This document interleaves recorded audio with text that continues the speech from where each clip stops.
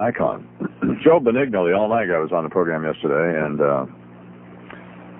well, he does the all-night sports show here at the radio station WFAN in New York, and he got his job. He's a listener, and they had this guy Ali on from Eli from some listener from Westchester. Okay, Westchester. Then I guess they had a couple of other people on, and then they had this Benigno character on. Yeah. And he appeared to be the best of the lot. Yep. And was prepared to take the job, apparently. So I guess Chernoff had him get a job out of a small station in New Jersey as sort of an apprentice, minor league situation. But the guy is very entertaining. He is. Yeah. And I did not realize until yesterday, a mental patient. A mental patient. So, a beyond passionate Jet fan, a crazed, Jets fan, to the point that he was charging. Well, I'm not friends with Bill Parcells. I mean, I don't even know that I've ever met the guy. Oh, and I met him once, maybe. Was he ever here once? I don't think. No, he wasn't there. No, so I've never met him. Yeah, but I've talked to him a couple times on the phone, and he back when I was having my lung operation, I know I mentioned this a lot, but it meant a lot to me at the time. So maybe it didn't mean anything to the coach, but it meant a lot to me. Because I was worried about dying, and you won't hold that against him. The coach called me, and a lot of it's mind over matter, and I'm telling you, it made a significant difference. So, and I think he's a decent human being. So that's just my feeling about it. Well, I'm friends with Francesa. I mean, I'm not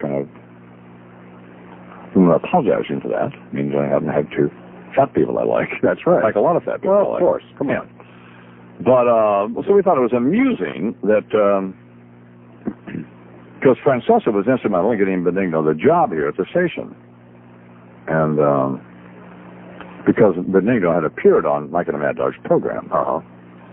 But then, after the Jets-Detroit game a couple of years ago, whenever it was, in which the Jets lost on this, apparently they had a trick play down in the end zone, down the 5-yard line, in which I think I remember. Well, I forget where we were, but we watched it. Yep. I think we were in Denver, watching the dadgum game. Yeah. Neil O'Donnell gave the ball to Leon Uris. No, Redbone. What's the guy's name? Johnson. And he had never thrown a pass, apparently, or had thrown very few of them. Yeah. And he attempted to throw one to some other person in the end zone, and didn't work out. It didn't work out. The other person from the Detroit Lions caught the ball, and Benigno essentially is charging that Parcells purposely lost the game. In another instance too, when he put Ray Lucas in because he didn't want to win the game with O'Donnell because he didn't like O'Donnell. Well, I mean, it's just so. We talked to Phil Sims about it earlier. It's so outrageous a charge to make, and inappropriate, I think, actually, that it ceased to be funny. I mean, and I look at the guy. Charles couldn't. I'm closer to him than Charles is. You look in the guy's eyes, you see, this is a guy who is a nut. His eyes are spiraling. Yeah, not a well person. I mean, a whack job. So here's essentially a couple of minutes of what he had to say yesterday. Bill Parcells is a great coach. Yeah, a great coach. And do we not then hold him to a higher standard than we would Lou Holtz or Charlie Winter or Joe Walton or Walt Michaels or Pete Carroll or Rich Roosevelt? He needs a general manager to be the buffer between him and his players, because he lets personal vendettas get in the way of the betterment of his team, as he did with Neil O'Donnell. That's a strong charge. But it's true. Okay. As he did with Neil O'Donnell, and as he did with Glenn Foley, and that's why we didn't have a backup quarterback coming into the season. Down the stretch, they wound up losing 3 of their last 4 games, okay? And the final game, with an opportunity to go to the playoffs against a Detroit Lions team that they were clearly better than, okay? Parcells would not allow Neil O'Donnell. Now, I'm not a big Neil O'Donnell fan, but on this particular day, with the playoffs on the line, Neil O'Donnell played his best game of the season. And Parcells was not going to let him, make the plays he had to make to win the game. He had Ray Lucas. He put Ray Lucas in the game for reasons known only to him. Ray Lucas, who at that point had never thrown a pass in an NFL game, and Lucas threw a critical interception. That was bad enough. But, okay, later on, with the Jets trailing 13-10 in the fourth quarter, O'Donnell made a tremendous pass, about a 45, 50-yard completion to Wayne Corbett, got the Jets down to the 5-yard line. They had a first and goal on the 5, down 3 in the fourth quarter with the playoffs on the line, and O'Donnell on top of his game. Now, Bill Parcells clearly knows more football than I do. I mean, there's no question about that, okay? Now, he knew the kind of game O'Donnell was playing, but Bill, no way I'm letting this guy, win this game. He has Leon Johnson. You actually believe that that's what the coach was thinking? Yes. Well, now you're psychotic. You're a mental patient. But you're telling me that you think the coach is somehow sending the sign and thinking, I'm not going to let Neil O'Donnell win the game? Not the Imus. How else do you have two guys who had never thrown? I think maybe Leon. Well, he probably made a wrong decision. Yeah, he did, but he didn't. Well, I just realized in listening to that, that Neil O'Donnell was still in the game. He just simply lateraled or whatever you do, the ball to Leon Russell there, and Leon was going to throw. So O'Donnell was still in the game. Mm-hmm. So he would have been jumping up and down and holding his arms up as with the rest of the team. So he would have received some residual credit. Yeah. Even though Leon Johnson would have thrown the winning, whatever, if that had been the case. So yeah. It was outrageous charges, idiotic charges. It's one thing to be a fan, it's another to assault someone's credibility and honesty and integrity. I mean, I didn't really. I mean, maybe I'm a little naive, but what? Well, to find something venal in that moment of. Yeah. Well, does the coach make some? Did he make some dumb decisions? So yeah. Should he had a backup quarterback? Well, of course, that's idiotic. Mm-hmm. So anyway, then it got so bad. Oh, it got so bad. It got squirm time for. It got. If you're in your car now, you'll be cringing as you listen to this. This character assassination, which is the most preponderous thing I've ever heard in my life. Francesa. Just listen to the facts for 1 second. All right. Bill Parcells went to Foxborough by himself with no one else at the behest of the NFL to take over a franchise that was dead, and they were looking to sell it after he took it over for a year. There were 10,000 fans in the stands per game. They were 9-39 the years before he got there. Within 2 years, they went to the playoffs. Within 4 years, they went to the Super Bowl. Yeah. He came to the Jets. They won 3 games the 2 years before they were there, had not won a division title in 30 years. Within 1 year, they were 9-7. And within 2 years, they were in the AFC Championship game. Right. Won a division title for the first time in 30 years. Won a home playoff game.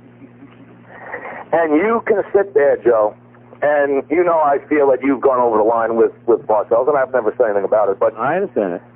I know this man better than anybody. He couldn't sleep for a month after the Lion game. We were afraid he was going to have a heart attack the weeks after the Lion game. That's how sick he was. For anyone, including you, to think that you care more about winning than he does is the dumbest thing I've ever heard. And you don't care 1/50th what he does. That is his life. That is his lifeblood. He almost dies with that team more than you have any conception. And Joe, if you went out there to insult him that way, whatever you get, you deserve, he'd probably just walk away. But to think from your living room, you know more than he does from the sideline with a team he spends 100 hours a week with, is also the dumbest thing I've ever heard in my life. Well, no, see, I agree, but haven't I done You've done an excellent job. I'm trying to do No one understands that this man's life is this team. Yeah. That is his life, and to think he would give up a game in a season and not even to consider, which you don't know, that he makes a fortune if they make the playoffs, and he gets more of a fortune for every playoff game they win. It's worth hundreds. It's worth $500,000 per game. Yeah. So that's a very good To point. think that he doesn't try to win a playoff game over a petty fight with a player is preposterous. I never said he wasn't trying to win the game. Mike, I don't want you to have a hard I never said that. And to look at the record, Joe, let me say this for you and all the Jet fans. You moaned and groaned, oh, please let me once play a big game in December. That was done. Oh, please let me play a home playoff game. That was done. Oh, let me win a home playoff game. That was done. AFC Championship. That was done. You didn't get to the Super Bowl, This year you sound like a whining front runner, and next year, if he stays there and you go to the Super Bowl, you should stay home. Well, oof. I was ugly, and it's all your fault, Brain. Why is it my fault? Well, I think Mike meant preposterous, by the way, rather. I think he was so wrought up. That's my point. He's so exercised. Yeah.